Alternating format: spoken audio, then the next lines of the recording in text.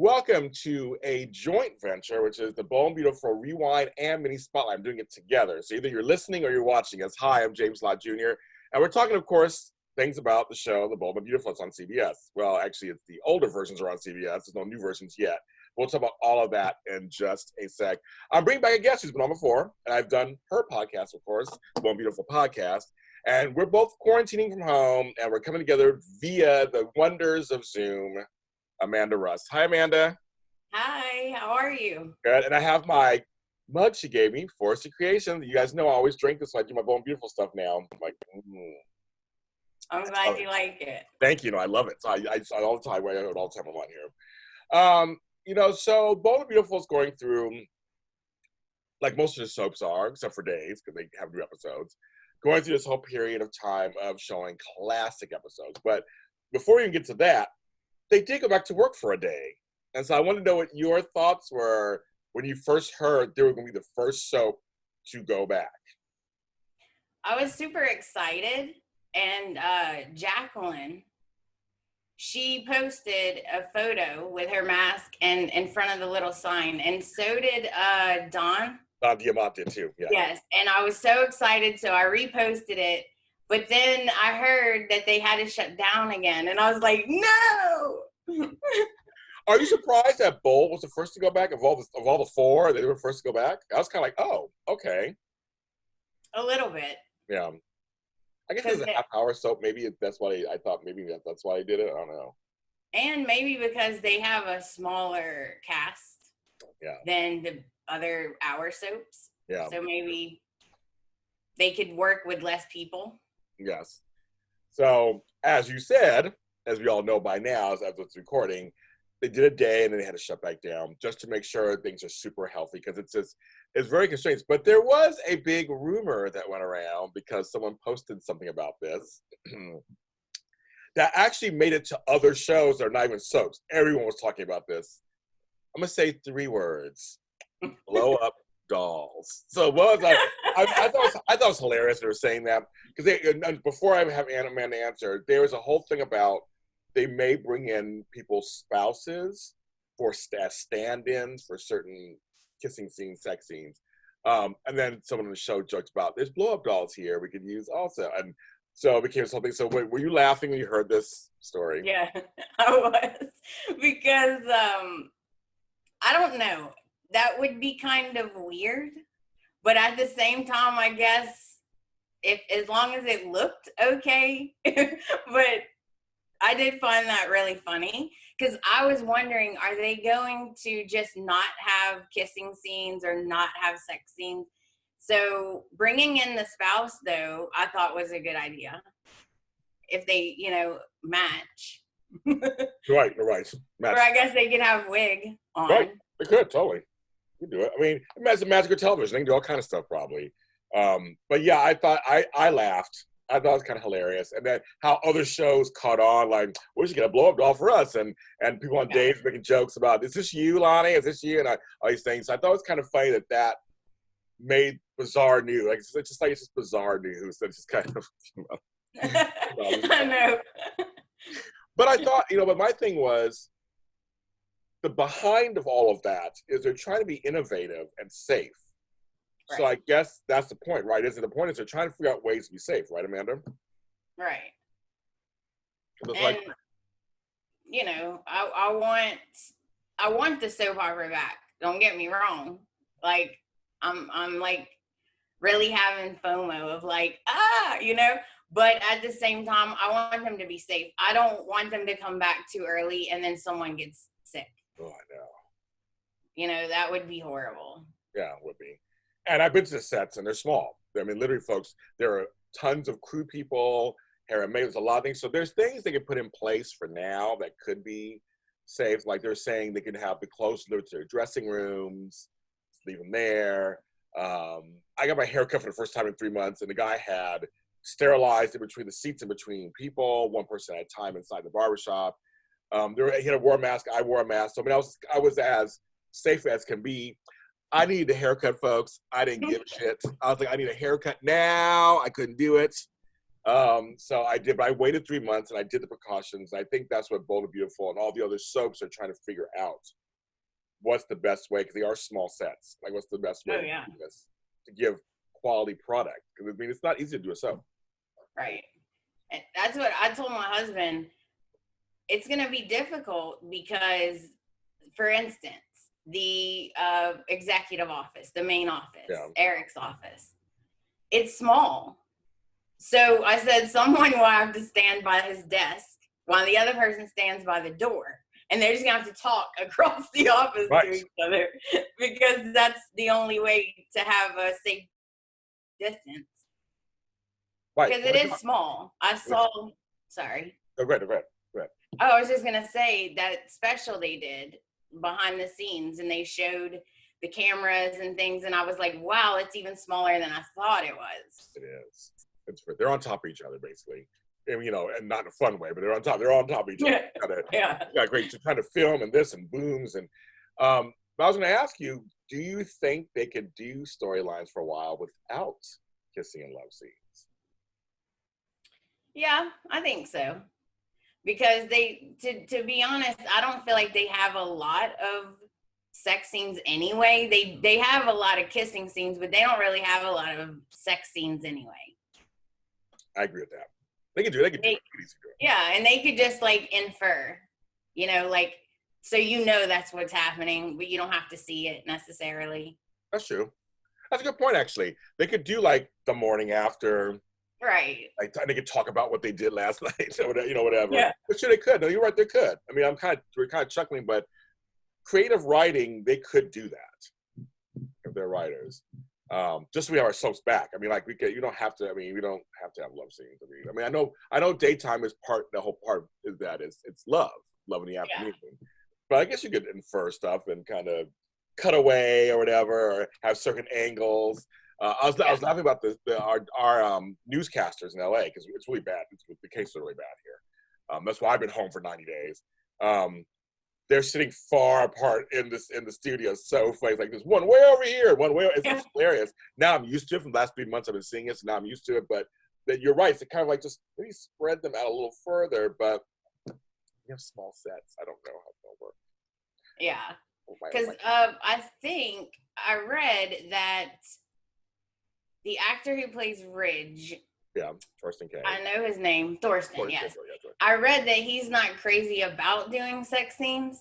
So I noticed that sometimes they do that. It'll just be like the morning after with them two in the bed.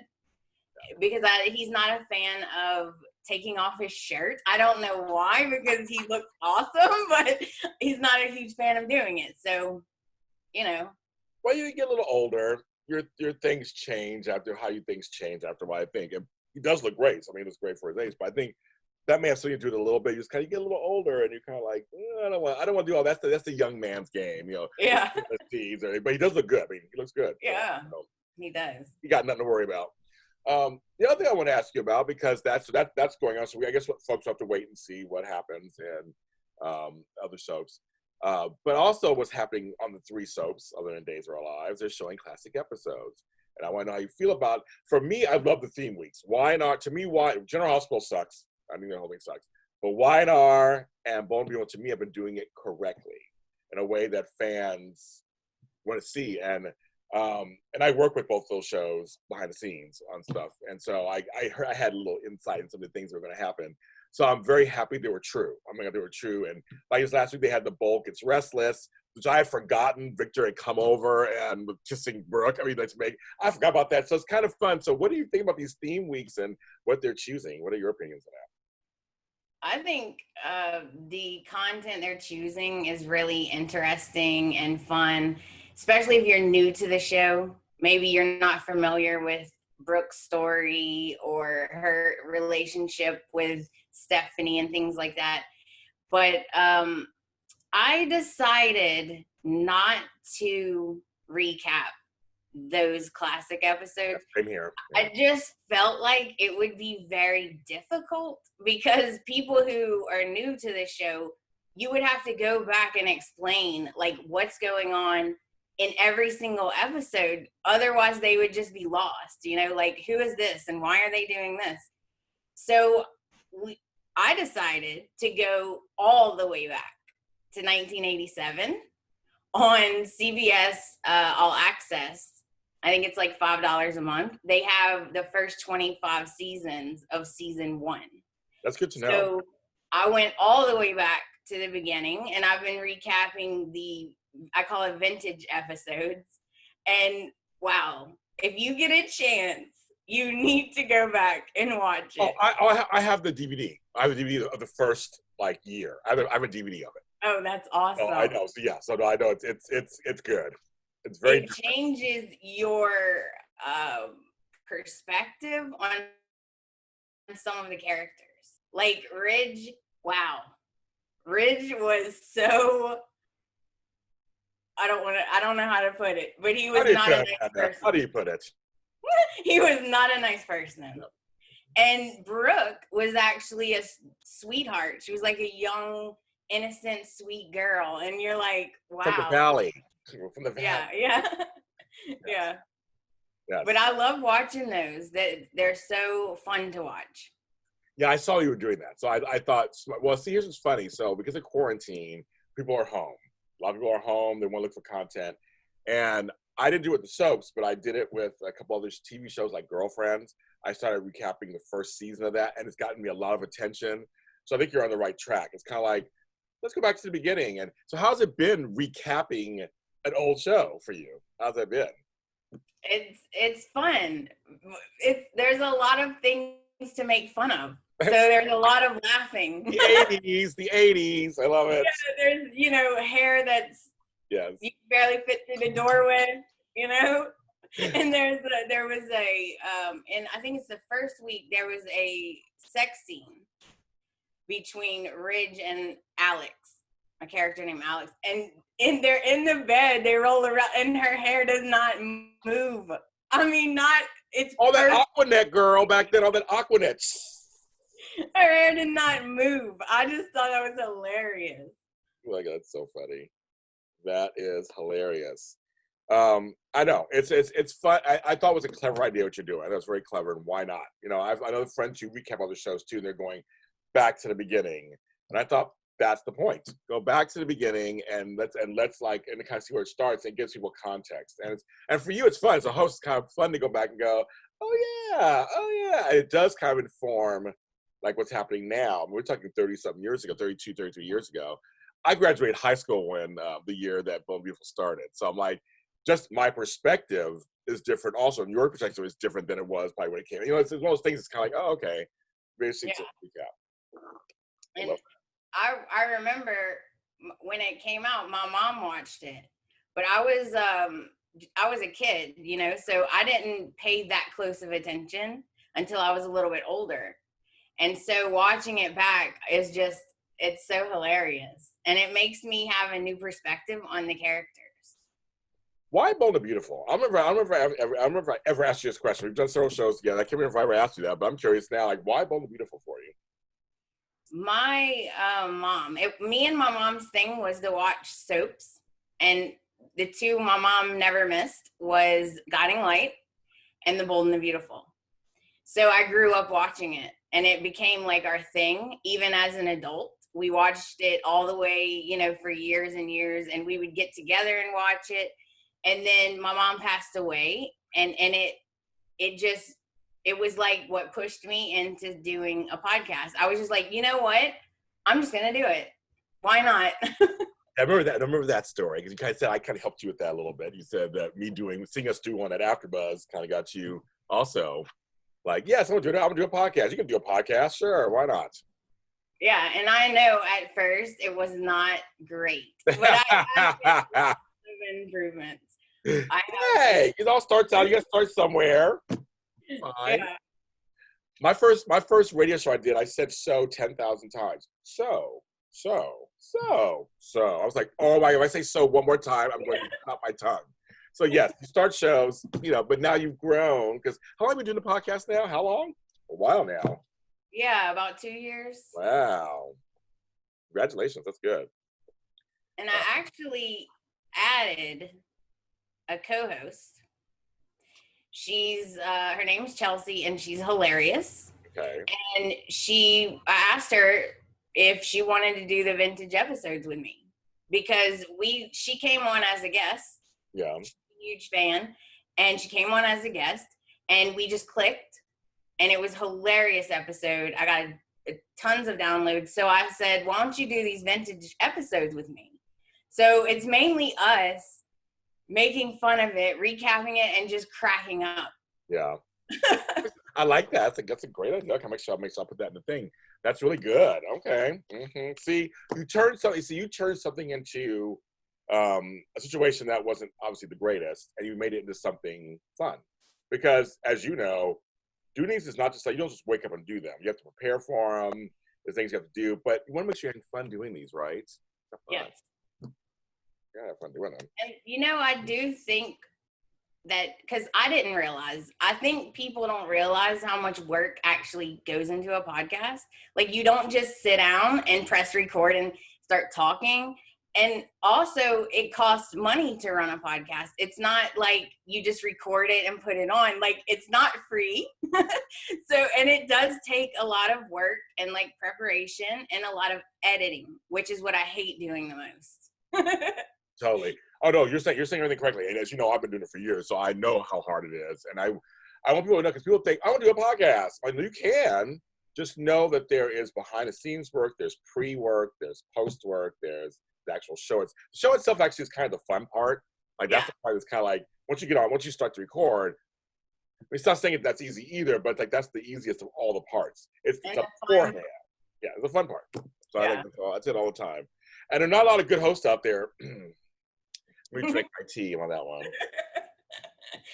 Shady, I'm a little shady, you know that. So I'm like, not everybody's good.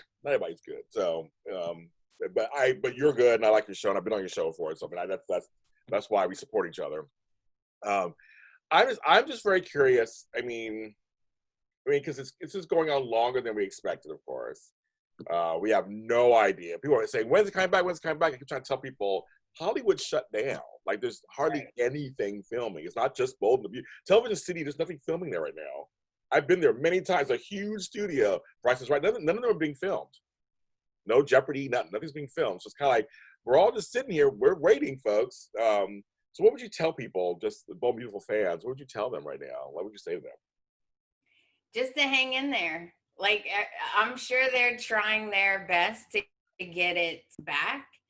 And I'm sure everyone is a little upset about it, especially because the way it ended, the last episode, where Wyatt walks in and he's like, oh, and you're going, what is he seeing? What is he seeing? Right? I know, right. But I think if you just hang in there and go back, go back and watch from the beginning, it's really fun. And you really get a different perspective on the characters. Yeah.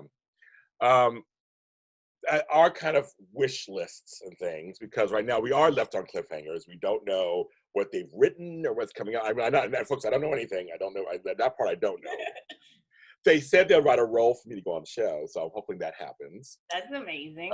That's what they said on this show. Casey Kasperek, who's the surprise producer, said James will get you on the show. So I'm like, hoping that happens when it's safe, of course, when it's safe. Right. I want to be Brooke's best friend on him. But no, I want to ask you, I just kind of think, some people were saying on Days of Our Lives, they did a time jump, which was the first thing in daytime television. I mean, you heard about that, how they went a year ahead. Should Bold and Beautiful go a year ahead and just start over? Or are you liking the storylines that happened pre-corona? Oh, that's tricky. That's a tricky question. Exactly. They asked me that. I was going to ask you. Say they asked me, I'm going to ask you. Because there's certain things that I do like, but there's certain things that I'm not crazy about. Like the Sally thing. Oh, Sally is one of my favorite characters. I know. I love Sally. I love her.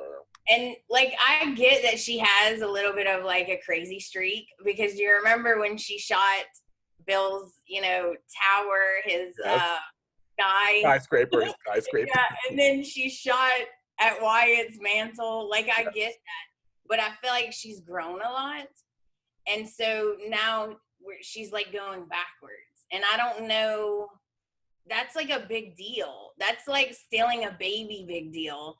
Like, I don't know how you can come back from that. So I'm a little nervous about that. I understand that. I do. I understand that a lot. I do. But it would be fun if they did go like a year ahead and they included like the corona stuff, you know, and they had as long as they flashed back and showed us how we got there, I would be fine with it. I think it would be interesting. That's what Days did. So I mean, that's what Days is doing. I think they did a great job. So I'm like, all the shows should jump a year ahead now. I don't know, it's funny, and someone's like, well, should it come back and be an hour to make up for time? I'm like, no, I like it being a half hour, actually. It's very easy soap to watch. I don't know, how do you feel about that? I mean, there's been an age-old question, hour, no hour, hour, no hour. I know, that's a hot debate. I like it half hour because it's easy to watch. And if you're a busy working person, you can fit it in easier because it's only 30 minutes. And even if you watch it all at one time at the end of the week, it's like the length of one movie, you know? So I like it 30 minutes. Me too. I do too. Thanks for being on the show. It's always a pleasure. We'll have her back on, folks, again. I'll have her back on again. And I'm going to continue, as you guys know. I left AfterBuzz TV, and I am not there anymore. Left on good terms. Nothing, no shady drama to give you. But Bold Breakdown. Well, I'll be doing a video on that separately. It won't be back with. I won't be doing it anymore. And I wanted to thank everybody for watching that show.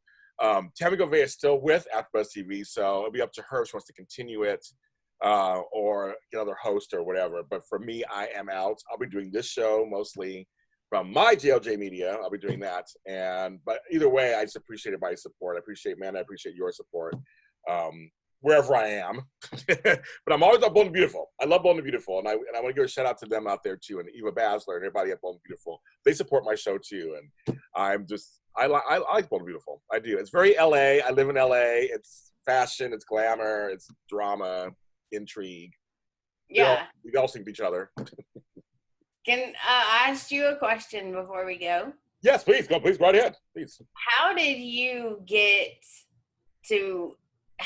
become an addict? That's what I call myself. I'm a B&B addict. It's like a drug in a way. But how did you get into watching the B&B?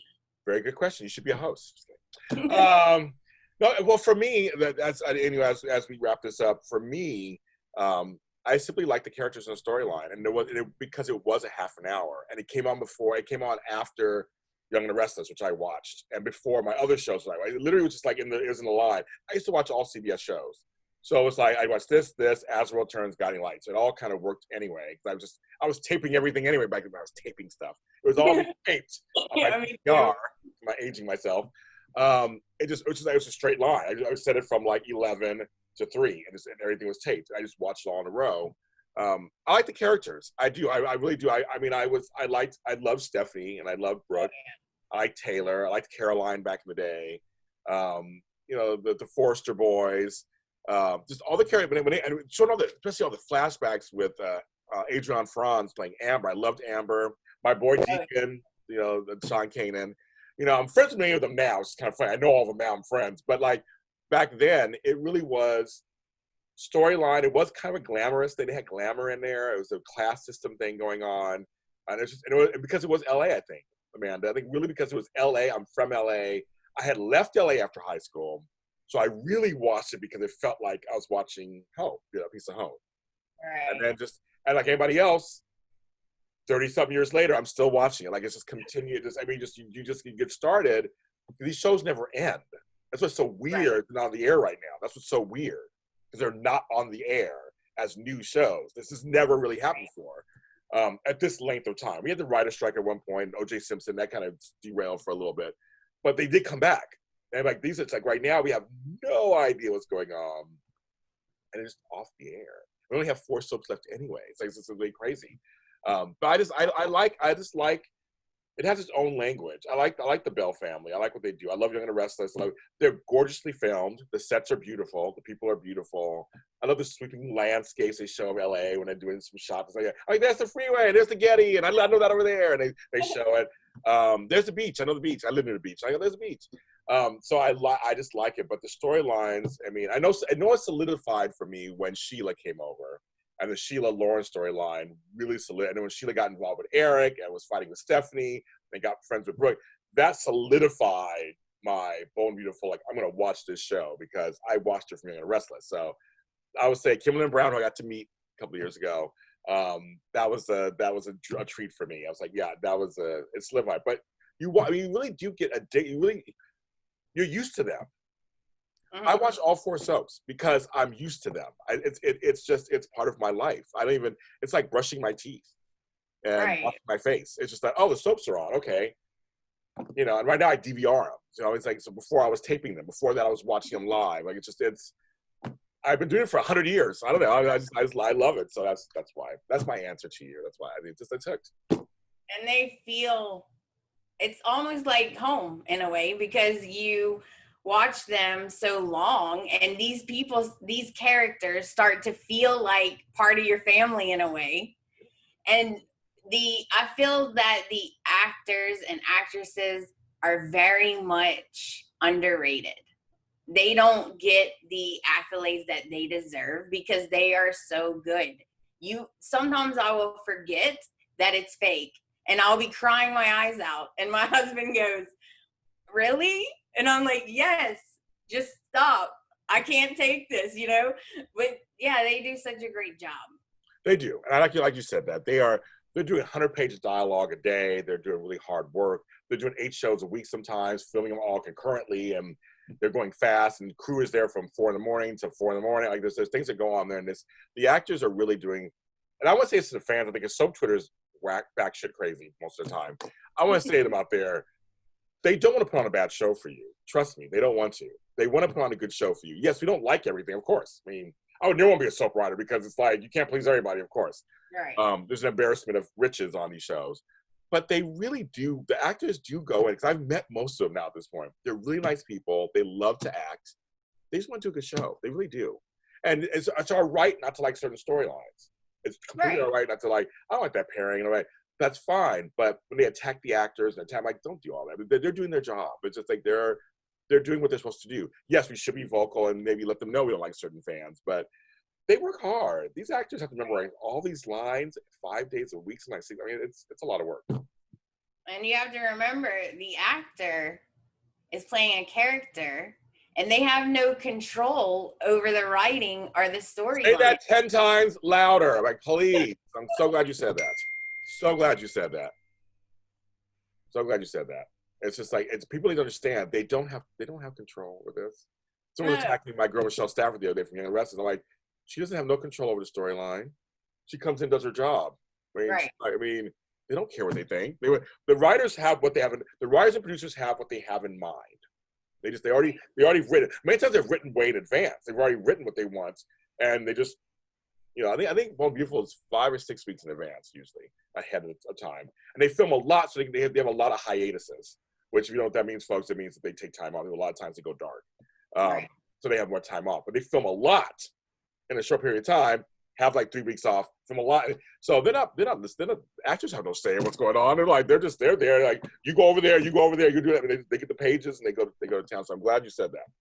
I know a lot of people on Twitter don't believe us. They don't believe us, Amanda. They think that they have something to do with it. I'm like, no, they don't. Crazy. And they're there also to promote their storyline. So they say they like working with John McCook as Eric.